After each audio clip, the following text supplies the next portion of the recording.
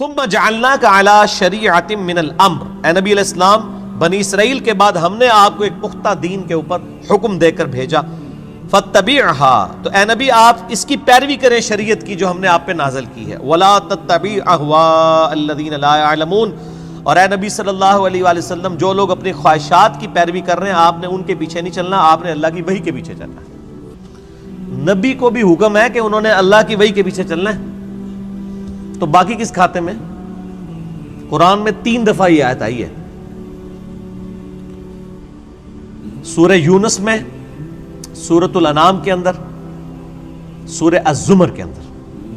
قل انی اخاف ان عصیت ربی عذاب یوم عظیم، اے نبی تم فرماؤ کہ مجھے تو خود ڈر ہے اس بات کا کہ اگر میں نے بھی اللہ کی نافرمانی کی تو بڑے دن کا عذاب مجھے بھی آ پکڑے گا۔ کس نے؟ نبی صلی اللہ علیہ وسلم۔ یہ باتیں اس لیے کہلوائی گئی، حالانکہ نبی علیہ السلام تو اللہ کے محبوب ہیں، صرف اس لیے کہلوائی گئی کہ تاکہ بعد میں کوئی بندہ تکبر کے ساتھ معاملات کو کلیم نہ کرنا شروع کر دے کہ جی یہ بزرگوں تو نماز کی ضرورت ہی نہیں، اللہ تک پہنچ چکے نا۔ لوگ کہتے ہیں نا، کہتے ہیں جی نماز تو اللہ تک پہنچنے کے لیے چاہیے، تو جو اللہ تک پہنچ چکے ہیں انہوں نمازہ معاف نہیں۔ یہ اس لیے یہ باتیں بتائی گئی تاکہ کوئی تکبر کا جملہ نہ بولے، ڈرتا رہے۔ میں نے کئی دفعہ عرض کیا کہ آپ دیکھیں شیخ عبد القادر جیلانی رحمہ اللہ کی طرف کتنا بڑا جھوٹ منسوب کیا گیا، وہ قصیدہ غوثیہ ایک، جس کے اندر لکھا ہے تمام اولیاء کی گردن پہ میرا پاؤں ہے۔ سر یہ جو جملہ ہے نا کہ تمام اولیاء کی گردن پہ میرا پاؤں ہے، یہ کوئی مسلمان نہیں بول سکتا، ولی تو چھوڑ دیں، یہ شیخ عبد القادر جیلانی پہ جھوٹ باندھا گیا، انہوں نے نہیں کہیں کہا، یہ قصیدہ غوثیہ ہے ہی جھوٹ ہے، انہوں نے نہیں لکھا۔ اللہ کا نیک بندہ تو ہر وقت ڈرتا رہتا ہے، وہ یہ فرعونی الفاظ یہ تو فرعون بولے گا کہ میرا لوگوں کے گردن پہ پاؤں ہے۔ کیا حضرت ابوبکر صدیق نے کہیں بولا ہے یہ کہ تمام صحابہ کی گردن پہ میرا پاؤں ہے؟ صحابہ کے سردار کون ہے؟ ابوبکر صدیق۔ یہ کہتے ہیں عبد القادر جیلانی اولیاء اللہ کے سردار ہیں۔ اگر وہ سردار ہیں تو اس قسم کا فرعونی جملہ بولیں گے کہ اولیاء کی گردن پہ میرا پاؤں ہے؟ استغفر اللہ۔ یہ جملہ بولتے ہی بندہ اپنے ایمان کی فکر کرے، یہ سب کا سب فراڈ ہے، یہ ہے ہی جھوٹ ہے، انہوں نے نہیں بولا۔ انہوں نے جو کچھ بولا ہے وہ میں آپ کو بتاتا ہوں۔ ان کو کسی نے آ کے بتایا کہ عبد القادر عید کا چاند نظر آ گیا، انہوں نے کہا میری عید تو اس دن ہوگی جس دن میں اپنا ایمان بچا کے قبر میں اتر جاؤں۔ سر جو اللہ کا ولی ہوتا ہے اس کو اپنی فکر لگی رہتی ہے، وہ اتنا اکڑ خون نہیں ہوتا کہ لوگوں کو کہتا پھرتا ہے، یہ سب جھوٹ ہے۔ اور جو انسان اپنا پیشاب نہیں روک سکتا وہی جملہ بول سکتا ہے کہ تمام اولیاء کی گردن میں میرا پاؤں ہے؟ دنیا کا کوئی ولی، کوئی بزرگ اپنا پیشاب روک سکتا ہے؟ Not at all. اگر کوئی ہے تو آئیں، لائیں ہمارے سامنے پیش کریں، پیشاب روک کے بتائے کوئی۔ انسان تو اتنا کسپرسی کے حالت میں، اسی لیے دیکھیں کہ آپ لوگ جب بیمار ہوتے ہیں آپ کو اٹھا کے ان کے پاس لے جاتے ہیں، اور یہ لوگ بیمار ہوتے ہیں تو یہ شفا انٹرنیشنل میں علاج کرا رہے ہوتے ہیں۔ آپ کے جب پیر صاحب بیمار ہوتے ہیں ان کو اسپتال نہ لے کے جایا کرو، ان کو بھی پھر کسی مزار پہ ہی لے جایا کرو نا، نہیں لے کے جاتے۔ یہ آپ کو انہوں نے چکر چلائے ہوئے سارے، ان کو پتہ ہے کچھ نہیں ہونا۔ میں تو جتنے بڑے بڑے ادھر دیکھتا ہوں نا، سب کے آپریشن ہاسپٹلز میں ہو رہے ہوتے ہیں، اور عام ہاسپٹل میں نہیں، آغا خان ہاسپٹل میں، شفا انٹرنیشنل میں، جدھر ہم لوگ تو ایک دن کی فیس نہیں دے سکتے۔ تو سر یہ تو بزرگ ہے نا، یہ کیوں اسپتالوں میں علاج کراتے ہیں؟ یہ تو لوگوں کو پھوکے مار کے صحیح کر رہے ہوتے ہیں، اپنے آپ کو بھی ٹھیک کریں۔ اپنا پیشاب بند ہوتا ہے، اپنے گردے خراب ہوتے ہیں تو ٹھیک کریں نا پھوک مار کے۔ ڈاکٹروں کے پاس کیوں جاتے ہیں؟ پھر تو اس کا مطلب یہ کہ ڈاکٹر ان سے بڑے بزرگ ہیں نا، جو بزرگوں کو بھی ٹھیک کر رہے ہیں۔ ٹھیک ہو گیا؟ وہ سب اللہ کے بندو گیم چلائی ہوئی ہے۔ اللہ سے مانگے، اسباب اختیار کریں۔ دوائی کرنا سنت ہے اور دوائی پہ یقین نہ رکھنا فرض ہے۔ اسباب آپ نے اختیار کرنے ہیں۔ پانی کے بغیر پیاس نہیں بجھے گی، یہ سبب ہے، لیکن پانی پینے کے بعد بھی کوئی گارنٹی نہیں کسی کی پیاس بجھ جائے۔ گنہگار بندے کی موت کا وقت قریب آتا ہے نا، تو روایتوں میں آتا ہے کہ اسے اگر سمندروں کا پانی بھی پلا دیا جائے نا، اس کی پیاس نہیں بجھے گی۔ جب اللہ ہی نے پیاس نہیں بجھنے دینی تو سبب یہی اختیار کریں گے، لیکن نظر مسبب الاسباب پہ۔ اللہ اکبر. انہم لن یغنوا عنک من اللہ شیئا، یہ لوگ اللہ کے مقابلے پر اے نبی علیہ السلام آپ کو کچھ فائدہ نہیں پہنچا سکتے. وَإِنَّ الظَّالِمِينَ بَعْضُهُمْ أَوْلِيَاءُ بَعْضٍ، اور ظالم لوگ بعض کے دوست ہیں. وَاللَّهُ وَلِيُّ الْمُتَّقِينَ، جبکہ اللہ جو ہے وہ پرہیزگاروں کا دوست ہے. جس طرح کافر ایک دوسرے کو سپورٹ کرتے ہیں، اللہ تعالیٰ بھی اپنے بندوں کو سپورٹ کرتا ہے. لیکن وہ اللہ کا بندہ بنے، فرعون نہ بنے. اللہ کا بندہ کون ہوتا ہے؟ جو لوگوں کو اللہ کے ساتھ جوڑتا ہے، جو اپنے ساتھ جوڑے، اپنی عبادت کروائے، اپنے سامنے جھکوائے، اپنے پاؤں چموائے. وہ تو اپنی عزت کروا رہا ہے. ترمذی میں حدیث ہے، انس بن مالک کہتے ہیں کہ نبی علیہ السلام کے استقبال میں ہم کھڑے نہیں ہوتے تھے، کیونکہ آپ نے منع کیا تھا. اب ہم اس کو برا سمجھتے تھے. ہزاروں صحابہ کی موجودگی میں نبی علیہ السلام تشریف لاتے تھے، آپ کے استقبال میں کوئی نہیں کھڑا ہوتا تھا. یہاں ایک چھوٹا سا یعنی لوگوں کا بنایا ہوا بزرگ جو لوگوں کے نذرانے پہ اپنی گاڑی چلا رہا ہوتا ہے، لوگوں کے نذرانے پہ اس کی گزر بسر ہو رہی ہوتی ہے، وہ کسی مسجد میں چلا جائے، لوگ کھڑے ہو کے نعرے مارنا شروع کر دیتے ہیں. اور کدھر نعرے مارے ہوتے ہیں؟ مسجد میں. گھر اللہ کا ہے اور تعظیم کس کی ہو رہی ہے؟ اس مخلوق کی جو وہ نعرہ مارنے والوں کے چندے پہ چل رہی ہے. اسی لیے میں کہتا ہوں نا، لوگوں نے وہ گاڑیوں کے پیچھے لکھوایا ہوتا ہے نا، نگاہ مرشد. مرشد کو بھی چاہیے وہ اپنی گاڑی کے پیچھے لگوائے نذرانہ مریدین. آپ آج نذرانے بند کریں، ان کا تو کوئی سورس آف انکم ہی نہیں ہے. اکثریت کا کوئی سورس آف انکم نہیں ہے. نہ ان کے بچے پڑھے لکھے ہوتے ہیں، نہ یہ خود پڑھے لکھے ہوتے ہیں. ان کو 10,000 کی نوکری نہیں کہیں مل سکتی، لیکن سٹیٹس وہ روزانہ کے لاکھوں روپے خرچ کر رہے ہوتے ہیں. کہاں سے؟ آپ سے. تو صرف ان کو چاہیے نا، جب اپنی گاڑی میں بیٹھیں تو گاڑی کے پیچھے لکھے مریدین کے نذرانوں کی برکت سے.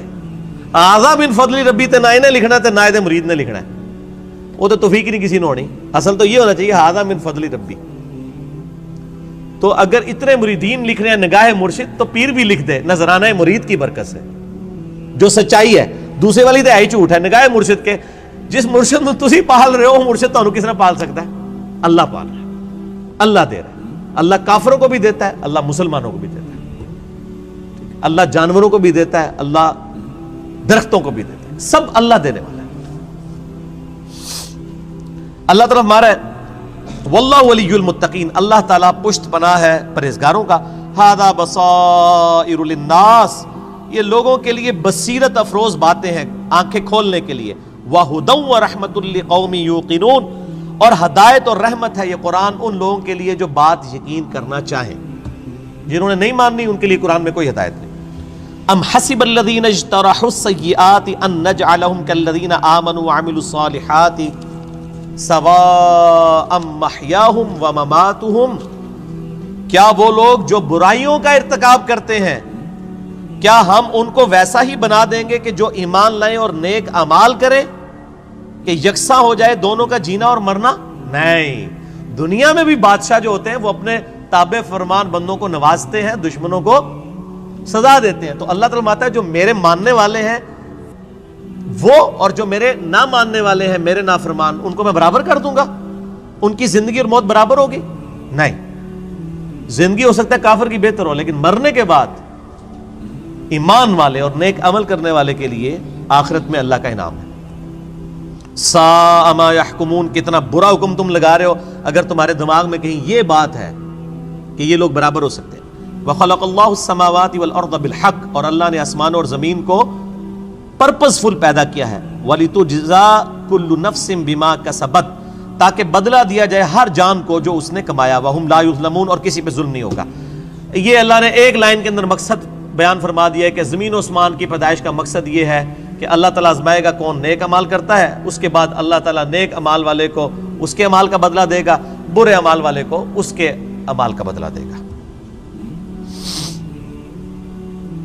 اب بڑی سخت آیت آ رہی ہے قرآن حکیم کی، اس ایک آیت پہ گھنٹوں بولا جا سکتا ہے. افرائیت من اتخذ الہہ ہوا، اے نبی صلی اللہ علیہ وآلہ وسلم بھلا تم نے اس شخص کو دیکھا جس نے اپنی خواہش نفس کو اپنا خدا بنا لیا.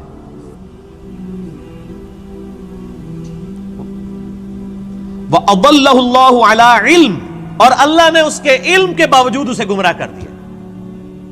وَخَتَمَ عَلَىٰ سَمْعِهِ وَقَلْبِهِ، اور اللہ نے اس کے کانوں پر اس کے دل پر مہر لگا دی ہے، وجعل علی بصرہ اور اس کی آنکھوں پر غشاوہ پردہ ڈال دیا ہے۔ فمن یہدہ من بعد اللہ افلا تذکرون، تو بتاؤ اب اللہ کے بعد کون ہے جو اس کو ہدایت دے؟ کیا تم غور نہیں کرتے؟ جس کو اللہ گمراہ کر دے، من یہدہ اللہ فلا مضل لہ، جسے اللہ ہدایت دے اسے گمراہ نہیں کر سکتا، ومن یضلل فلا ہادی لہ، اور جسے اللہ گمراہ کر دے اسے کوئی ہدایت نہیں دے سکتا۔ تو اللہ تعالیٰ فرما رہا ہے کہ ایسا شخص جو اپنی خواہش نفس کی پیروی کرتا ہے، تو اگرچہ اس کے پاس علم بھی ہوتا ہے پھر بھی وہ بہرا، اندھا اور گونگا ہو جاتا ہے، حق بات قبول نہیں کرتا، کیونکہ اللہ اسے گمراہ رہنے دیتا ہے کہ اس کے پاس علم تھا، اس کے باوجود اس نے اس علم کا فائدہ نہیں اٹھایا۔ ایک بندے کے پاس علم ہے کہ اگر میں بلڈنگ کے 10ویں فلور سے باہر چھلانگ لگاؤں تو مر جاؤں گا، یہ پتا ہے ایک بندے کو، وہ پھر بھی چھلانگ لگا دیتا ہے، تو پھر کیا ہوگا؟ مر جائے گا۔ یہی حال اس شخص کا ہے کہ جس کو قرآن و سنت کا علم دیا گیا لیکن اس پہ عمل نہیں وہ کر رہا، اسے ہم کہتے ہیں قرآن میں لکھا ہے ایاک نعبد و ایاک نستعین، صرف اللہ ہی کو پکار، وہ کہتا ہے نہیں، میرے بابے کہتے ہیں بابوں کو پکارو۔ اب علم تھا اس کے پاس، گمراہ ہو گیا، اللہ کی بات نہیں مانی۔ ایک بندے کو بتایا بھی بخاری مسلم میں نماز کا طریقہ رکوع میں جاتے وقت اور رکوع سے اٹھتے وقت رفع الیدین کے ساتھ لکھا ہے، نہیں مانا۔ ایک بندے کو بتایا کہ تم ہر مہینے 11ویں دیتے ہو، جبکہ 11ویں والے پیر کی جو اپنی کتاب ہے غنیت الطالبین، اس میں نماز کا طریقہ وہی لکھا ہے جو بخاری مسلم میں لکھا ہوا ہے، وہ کہتا ہے میں نے رفع الیدین نہیں کرنا۔ تو ضد کا تو کوئی علاج نہیں ہے۔ یہ وہ لوگ ہوتے ہیں جو علم کے باوجود گمراہ ہو جاتے ہیں۔ علم ہے، اسی لیے ہم اکثر وہ لوگ کہتے ہیں وہ ایڈے بڑے وہ مولویوں کو نہیں پتہ لگا، وہ پاگل نے، تو ہمیں پتہ سمجھ آ گیا۔ تو ان کو بتائیں، آپ جن علماء کہہ رہے ہیں اتنے بڑے بڑے، آپ کے مخالف اپنے علماء کو اتنے بڑے بڑے کہتے ہیں اور آپ کے علماء کو جاہل کہتے ہیں۔ بریلوی دیوبندیوں کو گستاخ رسول کہتے ہیں کہ نہیں؟ تو کیا دیوبندیوں کے علماء علماء نہیں ہیں؟ اور دیوبندی بریلویوں کے علماء کو مشرک کہتے ہیں کہ نہیں؟ تو کیا بریلویوں کے علماء علماء نہیں ہیں؟ سنی شیعہ کے علماء کو، شیعہ سنیوں کے علماء کو، اہل حدیث ان کو، یہ سارے اہل حدیث کو گمراہ کہتے ہیں کہ نہیں؟ ہم کہتے ہیں شاید ساری صحیح کہہ رہے ہو، لگ ایسا ہی رہا ہے کہ آپ اپنے آپ کو کتاب و سنت کے سامنے پیش کرنے کے لیے تیار ہی نہیں ہو۔ اگر کسی کو بات پتہ چلے وہ اللہ کا شکر ادا کرے، جی میرے تک بات پہنچ گئی، مجھے اس سے کوئی غرض نہیں ہے کہ دنیا کیا کر رہی ہے، مجھے صرف اس چیز سے غرض ہے کہ میرے نبی نے کیا مجھے حکم دیا ہے صلی اللہ علیہ وآلہ وسلم۔ اور نبی جو امت کو دے کے گئے ہیں کوئی بابا نہیں دے کے گئے۔ حجۃ الوداع کے موقع پہ کیا فرمایا؟ میں اپنے بعد تم میں 2 چیزیں چھوڑ کے جا رہا ہوں، کیا 2 بابے، 2 مولوی، 2 شیخ القرآن، 2 بزرگ، 2 صوفی؟ نہیں، کہا اللہ کی کتاب، اس کے نبی کی سنت، اس کو پکڑو گے ہدایت پہ رہو گے، اس کو چھوڑ دو گے گمراہ ہو جاؤ گے۔ تو دین تو یہ ہے۔ ایک بندہ آپ کو قرآن سکھا تو رہا ہے لیکن خود قرآن پہ عمل نہیں کر رہا، تو اس کا قرآن کا سکھانا کیا ہے؟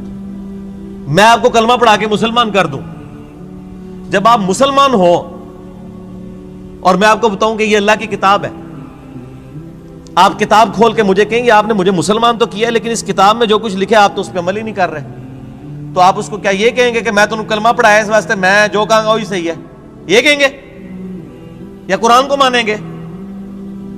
کلمہ پڑھانا تو اپنی جگہ ہے، بخاری مسلم حدیث ہے اللہ تعالیٰ فاسق سے، بدکار شخص سے بھی دین کا کام لے سکتا ہے۔ اگر کسی نے کسی کو کلمہ پڑھایا یہ اس کی بزرگی کی دلیل نہیں ہے۔ اگر کوئی کہتا ہے آج ڈاکٹر ذاکر نائک نے ہزاروں لوگوں کو کلمہ پڑھایا ہے، بریلوی دیوبندی اس کو بزرگ کیوں نہیں مان لیتے؟ پھر تسی بھی جھوٹ مارنے بند کر دو، 90 لاکھ نو کلمہ پڑھایا ہے، ادو تو 90 لاکھ بادی کوئی نہیں سی۔ اگر آپ نے کلمہ پڑھانے کو کسی کی بزرگی ماننا ہے تو ڈاکٹر ذاکر نائک نے ہزاروں لوگوں کو کلمہ پڑھایا ہے نا، تو کیا بریلوی دیوبندی اور شیعہ مان لیں گے اسے بزرگ؟ تو سر بریلوی دیوبندی اگر اپنے بابوں کو کہتے ہیں اتنوں کو کلمہ پڑھایا تھے، تسی بھی اپنے بوجھے چ رکھو، پھر وہ کہنے کے نہیں جی کلمہ پڑھانے نال کیا ہوتا ہے تے وہ بد عقیدہ ہے نا، تو سر تسی بھی تواڈے کلمہ پڑھانے نال کیا ہوتا ہے، تواڈے بھی اگر بد عقیدہ نے تو کوئی فرق نہیں پڑتا۔ فرق کس سے پڑتا ہے؟ قرآن و سنت سے۔ اللہ کے نبی کے قدموں تک پہنچو، کسی بابے کے قدموں تک نہیں۔ اس لیے فرمایا تم میں 2 چیزیں چھوڑ کے جا رہا ہوں، اللہ کی کتاب، اس کے نبی کی سنت، قیامت تک کے لیے 2 چیزیں، جو اس پہ عمل کرے گا ہمارے سر کا تاج ہے، اور جو عمل نہیں کرتا گستاخ رسول ہے۔ اصل میں گستاخ وہ ہے۔ ٹھیک ہو گیا جی، آگے چلیں۔ اللہ تعالیٰ فرماتا ہے وَقَالُوا مَا هِيَ إِلَّا حَيَاتُنَا الدُّنْيَا، اور یہ لوگ تو کافر کہتے ہیں کہ بس دنیا کی زندگی ہے، نموت وَنَحْيَا، ہم اسی میں مرتے ہیں اور جیتے ہیں، وَمَا يُهْلِكُنَا إِلَّا الدَّهْرُ، اور ہمیں جو ہلاک کرتا ہے نا وہ زمانے کی گردش کرتی ہے، یعنی جب ٹائم پورا ہوتا ہے تو ہم مر جاتے ہیں۔ کوئی یہ زندگی موت کا نظام کسی خدا نے کنٹرول نہیں کیا ہوا، نہ قیامت قائم ہونی ہے، نعوذ باللہ۔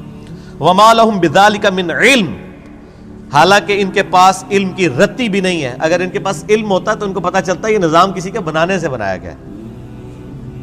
اِنْهُمْ إِلَّا يَظُنُّونَ، بس یہ اٹکل پچو چلا رہے ہیں۔ وَإِذَا تُتْلَى عَلَيْهِمْ آيَاتُنَا، جب ان پہ ہماری آیات پڑھی جاتی ہیں، بینات، روشن آیات، مَا كَانَ حُجَّتُهُمْ، تو یہ کوئی اور حجت نہیں کرتے سوائے ایک حجت کے، إِلَّا أَنْ قَالُوا ائْتُوا بِآبَائِنَا إِن كُنتُمْ صَادِقِينَ، یہ کہتے ہیں اگر تم سچے ہو تو ہمارے مرے ہوئے باپ دادا کو زندہ کر کے لے آؤ۔ ہمارے باپ دادا قبروں سے نکل کے یہ بات ہمیں کہیں کہ نبی اللہ کا نبی ہے، تب مانیں گے، قرآن کو ہم نے نہیں ماننا۔ یہ کافروں کی دلیل تھی، اور یہ ساری کافروں والی روش آج بھی جاری ہے۔ ہم کسی کو بتاتے ہیں نا قرآن میں یہ لکھا ہوا ہے، وہ کہتے ہیں یہ جو قبر میں چلا گیا نا یہ تو کچھ اور بتا کے گیا، تو یہ نکل کے اگر ہمیں کہے، دیکھ لو کافر بھی یہی کہہ رہے ہیں تے پائی اور نہ سی انہوں نے قبرہ تو باہر کاٹ سکنے ہیں، اسی تو ہی دسنا ہے جو اللہ نبی دس کے گئے نے قرآن پاک، اور قیامت تک کے لیے محفوظ صرف اللہ کی کتاب ہے، کسی بزرگ کی تعلیمات بھی محفوظ نہیں ہے۔ اتنے جھوٹ بزرگوں کے اوپر باندھے گئے ہیں، اسی لیے قرآن پاک میں کئی جگہ ہے کہ بزرگ قیامت والے دن خود اپنے ماننے والوں کے دشمن ہو جائیں گے۔ 2.25 ارب عیسائی کہہ رہے ہیں حضرت عیسیٰ اللہ کے بیٹے ہیں، تو حضرت عیسیٰ ان لوگوں کے دشمن بنیں گے کہ نہیں؟ کیونکہ حضرت عیسیٰ کی تو یہ تعلیمات نہیں ہے۔ شیخ عبد القادر جیلانی کی کہیں یہ تعلیمات نہیں کہ آپ کو المدد یا غوث اعظم دستگیر شیئن للہ، کہیں ان کی تعلیمات نہیں، تو شیخ عبد القادر جیلانی دشمن بنیں گے۔ مولا علی علیہ السلام کی کہیں تعلیمات نہیں ہے کہ تم مجھے یا علی مدد کہہ کے پکارو، ان کی تعلیمات یہی ہے ایاک نعبد و ایاک نستعین۔ مولا علی بھی اللہ کو پکارتے تھے، مولا علی کا ماننے والا بھی وہی ہوگا جو اللہ کو پکارے گا۔ تو اللہ تعالیٰ ہے جب یہ حجت کرے تم ان کو کہو قُلِ اللَّهُ يُحْيِيكُمْ ثُمَّ يُمِيتُكُمْ، اللہ تمہیں زندہ کرتا ہے وہی موت دیتا ہے، ثُمَّ يَجْمَعُكُمْ إِلَى يَوْمِ الْقِيَامَةِ، پھر قیامت دن بھی وہ تمہیں جمع کرے گا، لا ریب فیہ، جس میں کوئی شک نہیں ہے، وَلَكِنَّ أَكْثَرَ النَّاسِ لَا يَعْلَمُونَ، لیکن اکثر لوگ اس حقیقت سے ناواقف ہیں۔ اللہ نے فرمایا کہ بھئی یہ بتا دو کہ اللہ میں اور باقی ہستیوں میں یہ فرق ہے کہ وہ زندگی اور موت دیتے ہیں، تو لے آؤ ان کو۔ اللہ کے علاوہ کوئی زندگی اور موت دے سکتا ہے؟ نہیں دے سکتا۔ اگر کوئی کیسا کہتا ہے کہ دے سکتا ہے، اور جناب کس کس قسم کے جھوٹ، یعنی انہوں نے، یعنی وہ جی شیخ عبد القادر جیلانی رحمۃ اللہ علیہ نے ایک ڈوبی ہوئی بارات جو ہے وہ مرنے کے اتنے سال بعد زندہ کر دی تھی۔ اللہ کے بندو توبہ کرو، قرآن پاک میں سورہ انبیاء کا پہلا رکوع ہے، 17واں پارہ پہلا صفحہ ہے۔ نبی صلی اللہ علیہ وآلہ وسلم کو کافر کہتے تھے، تم ہمیں یہ کہتے ہو نا اگلے نبیوں کے یہ معجزے کہ مردہ زندہ کرتے تھے، تم ہمیں مردہ زندہ کر کے بتاؤ پھر نبی مانیں گے۔ تو اللہ تعالیٰ نے فرمایا کہ ان سے فرما دو کہ معجزات اللہ کے پاس ہے، وہ کوئی معجزہ اس قسم کا نہیں۔ نبی صلی اللہ علیہ وسلم نے بھی کوئی مردہ نہیں کبھی زندہ کیا۔ حضرت عیسیٰ علیہ السلام کا قرآن میں ذکر آتا ہے کیونکہ ان کا معجزہ وہ تھا، ہمارے نبی کا معجزہ قرآن ہے، جیسا کہ موسیٰ علیہ السلام کا معجزہ عصا تھا۔ ویسے آپ صلی اللہ علیہ وسلم کے بہت معجزات ہیں بخاری مسلم میں کہ مبارک انگلیوں سے پانی کے چشمے جاری ہو گئے، مبارک دعا سے چاند 2 ٹکڑے ہو گیا، مبارک پسینے سے خوشبو آتی تھی، یہ معجزات ہیں، مردہ زندہ کرنے والا نہیں ہے۔ تو یہ بعد کے لوگوں کے بارے میں آپ کلیم کر رہے ہیں کہ انہوں نے مردے زندہ کیے ہیں؟ آج بھی لیں کسی کو جو کہتا ہے نا مردہ زندہ کر سکتا ہے تو ہم اسے شہید کر دیتے ہیں، اس کی اجازت سے وہ اپنے آپ کو زندہ کر کے بتائے۔ حضرت عیسیٰ نے بھی جو مردے زندہ کیے ہیں نا، وہ یہ نہیں تھے کہ وہ قبر سے نکال کے چلنا پھرنا شروع کر دیتے تھے، صرف اس وقت چونکہ طب بڑے زور پہ تھی، میڈیکل، تو اللہ تعالیٰ نے ان کی میڈیکل کو فیل کیا کہ کوئی ڈاکٹر کسی مردے کو نہیں زندہ کر سکتا۔ اللہ نے آیا ہوں میرا نبی اے جیڑا مردہ زندہ کرے گا، اور وہ صرف اتنا ہوتا تھا، قبر پہ گئے مردے کو زندہ کیا، وہ مردہ کہتا تھا کہ حضرت عیسیٰ اللہ کے نبی، واپس چلا جاتا تھا، بس اس سے زیادہ نہیں تھا زندہ ہوتا نا۔ سورۃ الانبیاء کی آیت نمبر 95 ہے، جو ایک دفعہ دنیا سے چلا گیا وہ واپس نہیں آ سکتا، ناٹ ایٹ آل، گیا۔ دنیا میں واپس نہیں آ سکتا. اگر یہ بات ہوتی تو حضرت فاطمہ روتی روتی فوت کیوں ہوگی 6 مہینے کے اندر کہ میں اپنے باپ کا چہرہ اب دوبارہ نہیں دیکھ سکوں گی. حضرت عائشہ حضور کی لاڈلی ترین بیوی نبی علیہ السلام کی وفات کے بعد 47 سال تک زندہ رہی ہیں, اور کدھر زندہ رہی ہیں؟ اسی قبر والے حجرے کے 7 کمرے میں. میں کہتا ہوں کوئی ایک روایت دکھا دے کہ انہوں نے نبی علیہ السلام کی کبھی زیارت کی ہو قبر کے اوپر. آج لوگ کہتے ہیں ہمارے گھر میں آ جاتے ہیں, کوڑ مارنے چھڑ دو اللہ دے بندے ہو, چوڑ. سب سے زیادہ اگر کوئی حقدار تھا تو حضرت فاطمہ تھی, حضرت عائشہ تھی, مولا علی تھے. ان سے کوئی آپ کو بات نہیں ملے گی. یہ جتنی آپ کو باتیں بتاتے ہیں نا ساری بزرگ بابوں سے بتاتے ہیں, آپ کو حضرت ابوبکر کی کرامت نہیں بتا رہے ہوں گے اس قسم کی, تو کیا ہوتی نہیں ہے کرامت. ہم مانتے ہیں کرامت صرف یہ ہے کہ کسی کی دعا کی برکت سے کچھ ہو جائے, مرضی اللہ کی. کوئی کر کے نہیں دکھا سکتا, کوئی کر کے دکھا سکتا ہے تو میں نے کئی بار چیلنج کیا ہے, کوئی زندہ یا مردہ بزرگ میں اپنا انجینئرنگ کا فارمولہ لکھ کے دیتا ہوں, وہ دیکھ کے پڑھ کے بتا دے.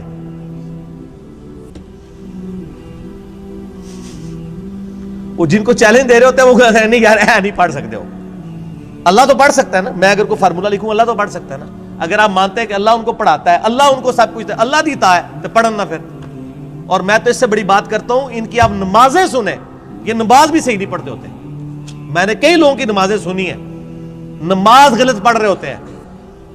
ایو النبیوں کو میں نے بتایا نا, ادھر ایک بہت بڑے پیر صاحب تھے جیل میں نام نہیں لیتا. ایک دن میں نے ان کی نماز سنی, ہم وہ بھی شغل ملے میں بیٹھ گئے نماز سنانے کے لیے. نماز میں پڑھ رہے السلام علیکہ ایھا النبیو. مرید ہزاروں ہے جن کو انہوں نے جنت میں لے کے جانا ہے, نماز ایھا النبیو 25-30 بندوں کی موجودگی میں. اور بھی بڑی غلطی تھی, یہ موٹی سی مجھے یاد رہ گئی. میں کہ یہ کیا پڑھ رہے ہیں, وہ بچپن سے نماز یاد کی تھی اسی طرح چل رہی تھی, باقی عین ہا تو ہے ہی کوئی نہیں تھا نا, وہ تو چھڈ ہی دو, وہ تو میں گل ہی نہیں کہ میں زبر زیر کی غلطیاں. ایھا النبیو. اور یہ وہ ہیں جو کہہ رہے ہیں اسی جناب تہاڈا بیڑا تار دینا, نماز نہیں آتی, دعوے. میرے پاس کئی لوگ آتے ہیں نہیں وہ ہمارے سلسلے میں بیعت ہو جائیں. میں نے کہا آپ کا پیر مجھے صرف یہ 17 اذکار جو فرض نماز کے بعد کے ہیں نا وہ مجھے زبانی سنا دے, میں بیعت ہو جاؤں گا. آج تک دنیا کا کوئی پیر سامنے نہیں آیا. 17 اذکار ہیں فرض نماز کے بعد.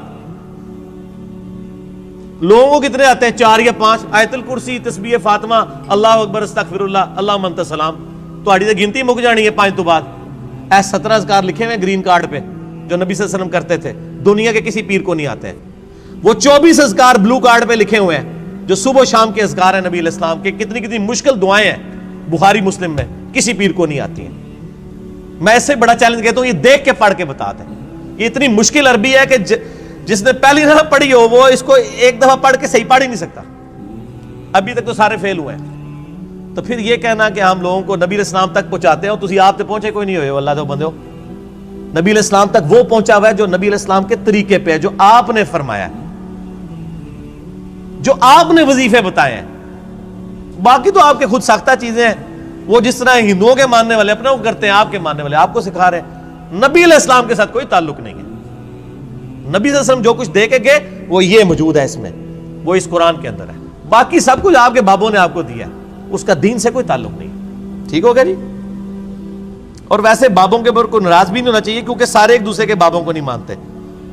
جب سارے ایک دوسرے کو نہیں مان رہے ہیں تو ہم کہہ رہے ہیں سارے ٹھیک کہہ رہے ہو, کسی کے بھی نہ مانو, ایک بندے کو اپنا امام بناؤ. امام اعظم محمد رسول اللہ صلی اللہ علیہ وآلہ وسلم صلاۃ تسلیما کثیرا کثیرا. ٹھیک ہو گیا.